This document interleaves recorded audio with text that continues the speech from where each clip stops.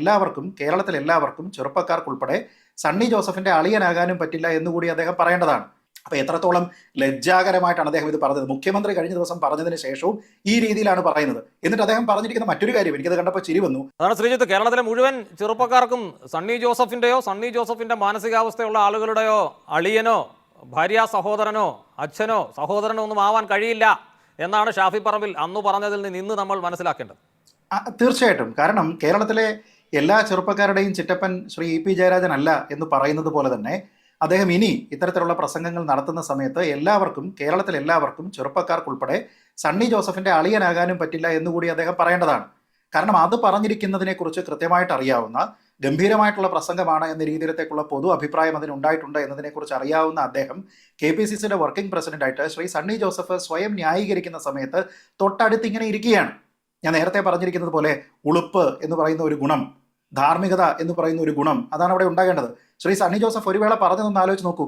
ടെസ്റ്റും ഇന്റർവ്യൂ നടത്തിയിട്ടല്ലല്ലോ ഇതൊക്കെ നിയമിക്കുന്നതെന്ന്. അപ്പൊ എന്തിനാ ഇപ്പൊ ബെന്നി തോമസ് രാജിവെച്ചത്? ഇനി പുതുതായിട്ട് അഡീഷണൽ PS എടുക്കുന്ന സമയത്ത് സണ്ണി ജോസഫ് പ്രത്യേകമായിട്ട് ടെസ്റ്റും ഇന്റർവ്യൂ നടത്തുമോ? അതോ PSC വഴി അദ്ദേഹം അപേക്ഷ ക്ഷണിക്കുമോ? അപ്പൊ എന്താണ് ധാർമ്മികത എന്നതിനെക്കുറിച്ച് KPCC അധ്യക്ഷൻ കൂടിയായിട്ടുള്ള സീസൺഡ് ആയിട്ടുള്ള ഒരു പൊളിറ്റീഷ്യന്, പലതവണ MLA ആയിട്ടുള്ള ഒരു വ്യക്തിക്ക് അറിയില്ല എങ്കിൽ അത് അദ്ദേഹത്തിനെ പഠിപ്പിച്ചു കൊടുക്കേണ്ടുന്ന ഉത്തരവാദിത്തം ആ പാർട്ടിക്കുണ്ട്. പാർട്ടി ഇത് ചെയ്തിട്ടില്ല, ഇവിടെ ആൾക്കാർക്കുണ്ട്. അതാണ് നമ്മളിവിടെ പറയുന്നത്. ഇനി അഥവാ ഈ പറയുന്ന അപദാനത്തിനെല്ലാം തന്നെ ഫിറ്റിംഗ് ആയിട്ടുള്ള പേഴ്സണാലിറ്റിയാണ് ബെന്നി തോമസ് എങ്കിൽ എനിക്ക് അദ്ദേഹത്തിനോട് പറയാനുള്ളത് ശ്രീ സണ്ണി ജോസഫ് KPCC അധ്യക്ഷനായിട്ട് തുടരുക. പകരം പേരാവൂരിൽ നിന്നുള്ള MLA സ്ഥാനം രാജിവെക്കുക. എന്നിട്ട് തന്നെക്കാൾ വളരെ പ്രൗഢിയും മികവും ഇത്രയും യോഗ്യതയും എല്ലാം ഉള്ള അളിയന് വേണ്ടിയിട്ട് ആ സീറ്റ് അങ്ങ് ഒഴിയുക. എന്നിട്ട് അവിടുത്തെ DCC റെക്കമെൻഡ് ചെയ്യുമല്ലോ, ഇപ്പോഴും DCC ആണല്ലോ റെക്കമെൻഡ് ചെയ്തിരിക്കുന്നത്. DCC റെക്കമെൻഡ് ചെയ്തിട്ട് പേരാവൂരിൽ നിന്ന് ഇദ്ദേഹം അങ്ങ് മത്സരിക്കട്ടെ. എന്നിട്ട് ഈ പ്രതിഭയായിട്ടുള്ള വ്യക്തിയെ നമുക്ക് മന്ത്രിയായിട്ട് തന്നെ കിട്ടട്ടെ, വൈദ്യുതി മന്ത്രിയായിട്ട് അദ്ദേഹത്തിനെ അങ്ങ് എടുക്കട്ടെ. എന്തൊക്കെ വിവരക്കേടാണ് പറയുന്നതെന്ന് ആലോചിച്ച് നോക്കൂ. ഈ പറയുന്നതെല്ലാം തന്നെ നിലനിൽക്കുന്ന ഒരു കാര്യമല്ല. മുമ്പ് സമാനമായിട്ടുള്ള നിയമനങ്ങൾ മറ്റു പാർട്ടിക്കാർ നടത്തിയിരുന്ന സമയത്ത് അതിനെ വിമർശിച്ചിരിക്കുന്ന എല്ലാ കോൺഗ്രസ്സുകാരെയും അദ്ദേഹം തന്നെയാണ് ഇവിടെ റെപ്രസെൻറ്റേറ്റീവായിട്ടാണെങ്കിലും അതിനെ പ്രതിനിധീകരിക്കുന്നത്. കാരണം KPCC അധ്യക്ഷനാണ് എന്നുള്ള ഒരു ചുമതല, ആ ഒരു ഉത്തരവാദിത്തം പോലും മറന്നുകൊണ്ട് തൻ്റെ കുടുംബത്തിൽ നിന്നൊരാളെ വെച്ചിരിക്കുന്നതിനെ അതിനെ ന്യായീകരിക്കുന്നതിന് വേണ്ടി അളിയനായതുകൊണ്ടല്ല ഈ നിയമനം വന്നിരിക്കുന്നത് എന്നാണ് പറയുന്നത്. അപ്പൊ എത്രത്തോളം ലജ്ജാകരമായിട്ടാണ് അദ്ദേഹം ഇത് പറഞ്ഞത്. മുഖ്യമന്ത്രി കഴിഞ്ഞ ദിവസം പറഞ്ഞതിന് ശേഷവും ഈ രീതിയിലാണ് പറയുന്നത്. എന്നിട്ട് അദ്ദേഹം പറഞ്ഞിരിക്കുന്ന മറ്റൊരു കാര്യം എനിക്കത് കണ്ടപ്പോൾ ചിരി വന്നു. കാരണം താങ്കൾ ഇവിടെ ശ്രീ MV ജയരാജൻ പറഞ്ഞിരിക്കുന്ന കാര്യങ്ങൾ ഒന്ന് വായിച്ചിരുന്നു. അപ്പോൾ അതിൽ ശ്രീ സണ്ണി ജോസഫ് സ്വയം ന്യായീകരിക്കാൻ പറയുന്നുണ്ട്, എൻ്റെ അനിയൻ വക്കീൽ ആരോ ഉണ്ട്, അവനെ അല്ലല്ലോ നിയമിച്ചതെന്ന്. അദ്ദേഹത്തിൻ്റെ പേരിൽ വേറെ എവിടെയോ നിയമനം കൊടുത്തിരിക്കുന്നതാണ് MV ജയരാജൻ പറഞ്ഞിരിക്കുന്നത്. അപ്പോൾ ഒരു വ്യക്തിക്ക് 2 സ്ഥലത്തേക്ക് നിയമിക്കാൻ കഴിയുമോ ഇല്ലയോ എന്നുള്ള ചില പ്രശ്നങ്ങൾ ഇവിടെ വേറെയും ഉണ്ടായിരിക്കാം. ഈ നേരത്തെ ഈ പറഞ്ഞിരിക്കുന്ന പോലെ ഏതോ ഒരു കോളേജ്, അതും ഇതിൽ ആരോപണത്തിൽ വന്നിട്ടുണ്ട്, പോസ്റ്റ് ഗ്രാജുവേഷനുള്ള ഏതോ ഒരു കോളേജ് എന്ന് അദ്ദേഹം പ്രത്യേകം പറയുന്നുണ്ട്. അതിന്റെ മാനേജ്മെന്റ് കമ്മിറ്റി സെക്രട്ടറിയാണ് എന്ന് പറയുന്നു. അല്പം മുമ്പ് ശ്രീ കാരശ്ശേരി മാഷും സൂചിപ്പിച്ചതുപോലെ ഇപ്പൊ കേൾക്കുന്ന ഒരു കാര്യം ഇദ്ദേഹത്തിന്റെ വിദ്യാഭ്യാസ യോഗ്യതയാണ്. 10ാം ക്ലാസ്സിന് അപ്പുറത്തേക്ക് വിദ്യാഭ്യാസ യോഗ്യത ഈ അളിയനുണ്ടോ ഇല്ലയോ തുടങ്ങിയ കാര്യങ്ങൾ. അപ്പൊ വെറുതെ എന്തിനാണ് ഇങ്ങനെ മലർന്നു കിടന്ന് മുകളിലേക്ക് നോക്കി തുപ്പുന്നത് എന്നുള്ളതാണ് സണ്ണി ജോസഫിനോട് ചോദിക്കാനുള്ളത്. അദ്ദേഹം കാണിച്ചിരിക്കുന്നത് പല കൗണ്ടുകളിൽ സീസൺഡ് ആയിട്ടുള്ള ഒരു MLA എന്ന നിലയ്ക്ക്, ഒപ്പം KPCC അധ്യക്ഷൻ എന്ന നിലയ്ക്ക്, ഉത്തരവാദിത്തപ്പെട്ട ഒരു മന്ത്രി എന്ന നിലയ്ക്ക്, നേരത്തെ CPM-നെ സമാനമായ കാര്യങ്ങളിലെല്ലാം തന്നെ ഏതാനും മാസങ്ങൾക്ക് മുമ്പ് വരെയും കടുത്ത ഭാഷയിൽ വിമർശിച്ചിരുന്നു. അതിന്റെ ഉത്തരവാദിത്തമുണ്ട് എന്നതിന്റെ നിലയ്ക്ക് ഇതിൽ ബെന്നി തോമസിന് മാത്രമായിട്ട് ഒരു പ്രത്യേക ധാർമ്മികതയില്ല. ഇതിലെ ധാർമ്മികത എന്നത് ആ തീരുമാനമെടുത്തിരിക്കുന്ന, അത് മന്ത്രിയുടെ തീരുമാനമാണ് എന്ന് ആവർത്തിച്ച് പറയാൻ ഉളുപ്പില്ലാതിരുന്ന സണ്ണി ജോസഫിനാണ്. അതുകൊണ്ട് ആരെങ്കിലും രാജിവെക്കണമെങ്കിൽ അതാണ് മന്ത്രിയുടെ തീരുമാനമാണ് എന്ന്, മന്ത്രിക്ക് തീരുമാനിക്കാൻ അധികാരമുണ്ട്, കൺസേൺഡ് മന്ത്രിയുടെ അവകാശമാണ് എന്ന് ധാർഷ്ട്യത്തോടെ ജനങ്ങൾ തെരഞ്ഞെടുത്തതുകൊണ്ടാണ് MLA ആയത്, ജനങ്ങൾ തെരഞ്ഞെടുത്തതുകൊണ്ടാണ് മന്ത്രിയായത്. ഇതേ ജനങ്ങൾക്ക് തെരഞ്ഞെടുക്കപ്പെട്ട് കഴിഞ്ഞാൽ ഇഷ്ടമുള്ള രീതിയിൽ പ്രവർത്തിക്കുന്ന ആളുകളോട് എങ്ങനെ പ്രതികരിക്കണമെന്ന് അറിയാമെന്ന് നല്ല ബോധ്യമുണ്ടാകാൻ കഴിയുന്ന ഒരു തെരഞ്ഞെടുപ്പ് ഫലം മുന്നിൽ വെച്ചുകൊണ്ടാണ് ഈ വർത്തമാനമെന്ന് മറക്കരുത്. രാഹുൽ മാങ്കൂട്ടത്തിലിൻ്റെ കാര്യം പറഞ്ഞതുകൊണ്ടാണ് ശ്രീജിത്ത് പണിക്കർ, വാസ്തവത്തിൽ രാഹുൽ മാങ്കൂട്ടത്തിനെതിരെ അത്രയെങ്കിലും വേഗത്തിൽ അന്ന് ആ നടപടി എടുത്തതിന് ജനങ്ങൾ നൽകിയ പിന്തുണ കൂടിയാണ് പല ഘടകങ്ങൾക്കൊപ്പം ഈ UDF-ന് ലഭിച്ച വിജയം. അത് ഇപ്പോഴും തിരിച്ചറിയാത്ത ആളുകൾ ആ പാർട്ടിയിൽ തന്നെ ഉണ്ട് എന്നത് വേറെ കാര്യം. നമ്മുടെ വിഷയത്തിലേക്ക് വന്നാൽ ശ്രീജിത്ത് പണിക്കർ, ഈ ജനാഭിലാഷമാണ് ഇവിടെ VD സതീശൻ ഒരു പങ്ക് വഹിച്ചിട്ടുണ്ടാകാമെങ്കിലും, മുഖ്യമന്ത്രി ഒരു പങ്ക് വഹിച്ചിട്ടുണ്ടാകാമെങ്കിലും അത് ജനാഭിലാഷം തിരിച്ചറിയുന്നത് കൊണ്ടാണ്. ജനാഭിലാഷത്തിൻ്റെ ഫലമാണ്, അല്ലാതെ സണ്ണി ജോസഫിന് ചെയ്തത് തെറ്റായിപ്പോയി, ചെയ്യാൻ പാടില്ലായിരുന്നു എന്ന് തോന്നിയത് കൊണ്ടൊന്നുമല്ല ഇപ്പോൾ ബെന്നി തോമസിന് രാജിവെക്കേണ്ടി വന്നത്. ഇതേ ജാഗ്രതയോടെ ജനങ്ങളും ജനാഭിലാഷം പ്രതിഫലിപ്പിക്കുന്ന മാധ്യമങ്ങളും ഇല്ലെങ്കിൽ, നേരത്തെ കാരശ്ശേരി മാസ്റ്ററോട് ചോദിച്ചതുപോലെ തന്നെയാണ്, മുമ്പ് കണ്ടതിനേക്കാൾ വലുത് സംഭവിക്കും എന്ന് നമുക്കൊരു മുന്നറിയിപ്പ് നൽകുകയല്ലേ ഈ സംഭവം ഇത്ര ചുരുങ്ങിയ കാലയളവിനുള്ളിൽ?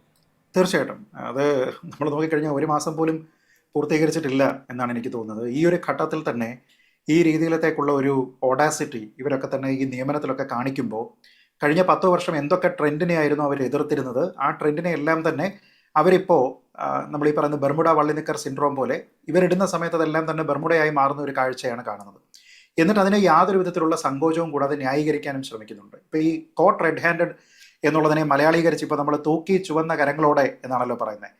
അങ്ങനെ ചുവന്ന കരങ്ങളോടെ തൂക്കപ്പെട്ടപ്പോൾ ശ്രീ സണ്ണി ജോസഫ് പറഞ്ഞിരുന്ന പല ന്യായീകരണങ്ങളും നമ്മൾ കേട്ടു.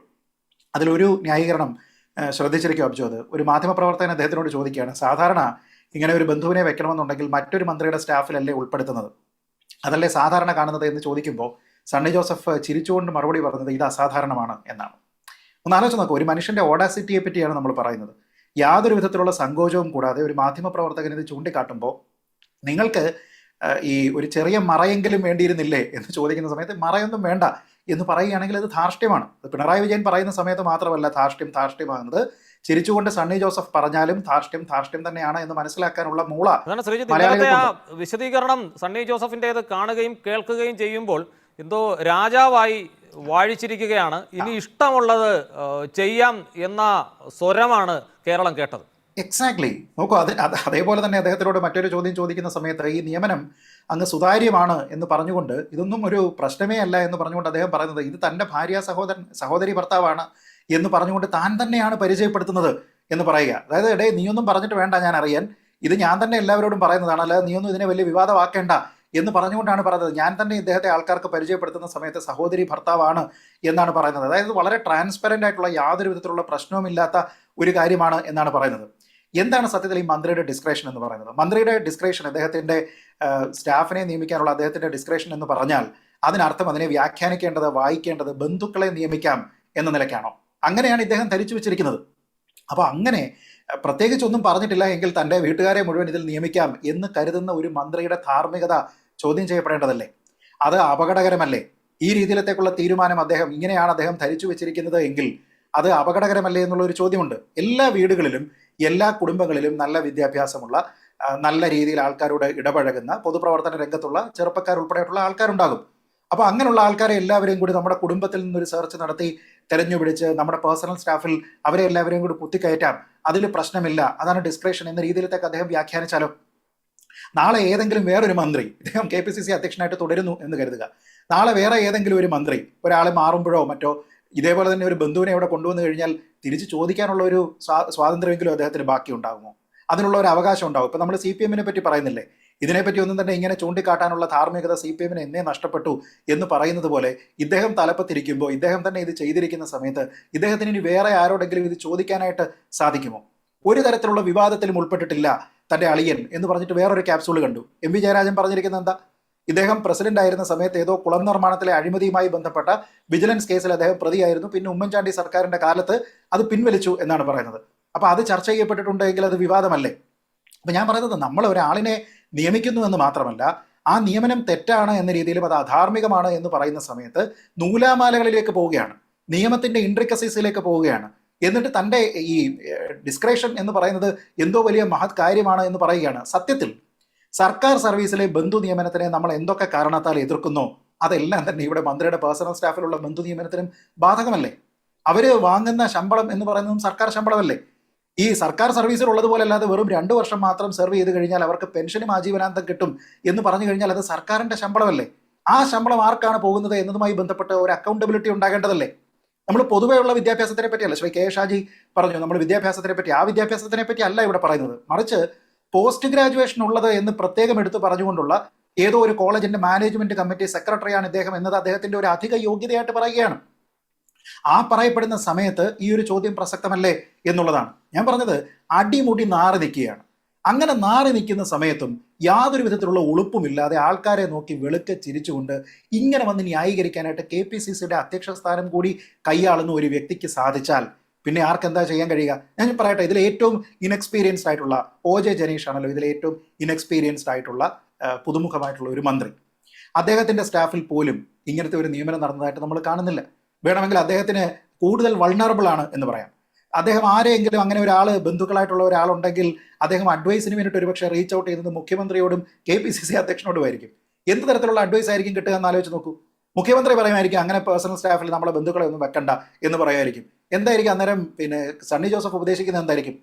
നമ്മളില്ലേ സിനിമയിൽ ശങ്കരാടി ശ്രീനിവാസനെ ഉപദേശിക്കുന്ന പോലെ വേണമെങ്കിൽ ഒരു കല്യാണമൊക്കെ ആവാം എന്ന് പറയുന്ന പോലെ വേണമെങ്കിൽ ഒരാളിനെയൊക്കെ തന്നെ വെച്ചോ, ഞാനും വെച്ചിട്ടുണ്ട് എന്ന് പറയുമോ?